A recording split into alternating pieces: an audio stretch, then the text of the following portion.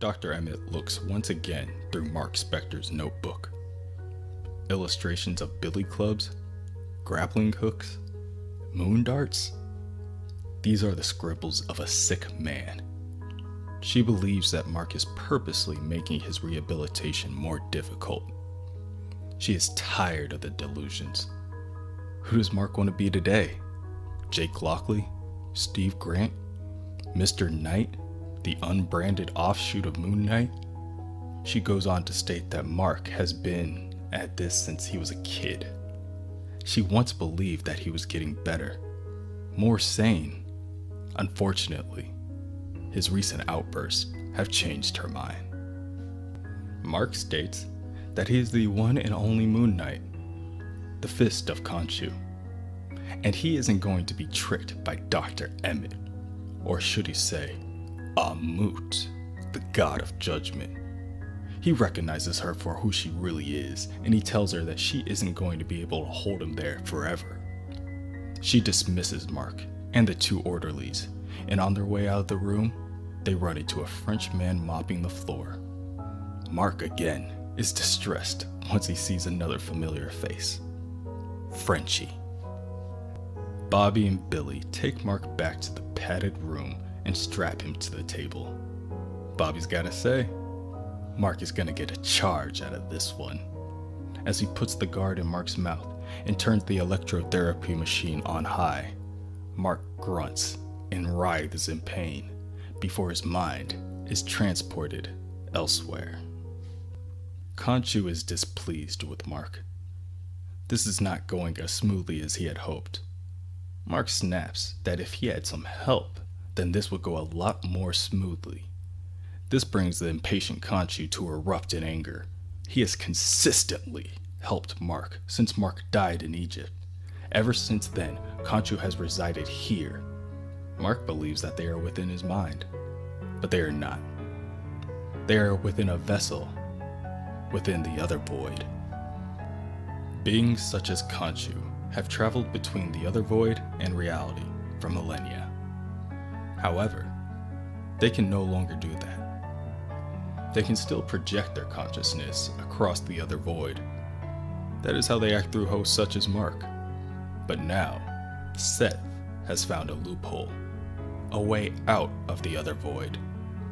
And he has promised Amut, who has been using the Doctor as a host, her freedom as well. At the moment, only Seth has gained the autonomy to travel between realms as he pleases, and his power grows by the second. Mark must be wary. He must have faith. These enemies will use Mark's mind against him. Even Khonshu must admit that Mark has a weak mind, and this worries him. Khonshu, Mark, the things Mark saw in Manhattan, these are the constants that Mark must cling to. He must remember this. Later, Mark and his friend Crawley are sitting together in the common area. Crawley notices that they really did a number on Mark. That can only mean one thing. Mark is starting to see this place for what it really is. At least, that's what happened to Crawley. Crawley did a lot of acid in his time, and yes, it may have messed up his mind, but it also helped him see the orderlies for who they really are, their true faces. With this ability, he has been able to come up with an escape plan before Mark went up, but instead, they must go down. They prepared to leave tonight. That night, Mark lays awake in his room, waiting for the next move. The first to open the door is Frenchie. Mark cannot believe his eyes, or the fact that he remembers everything about Frenchie at all. Frenchie smiles and tosses him a bag of clothes that he found in storage, and Crawley walks into the room shortly after. The two men are prepared to leave, but Mark insists that they save Gina and Marlene as well. Crawley and Frenchie look at each other with worry. They are already cutting it short as it is. The enemy might see him. Mark smiles. He likes when they see him coming. That's why he wears white. Crawley gathers Gina, and Frenchie carries a passed out Marlene as Mark prepares for battle.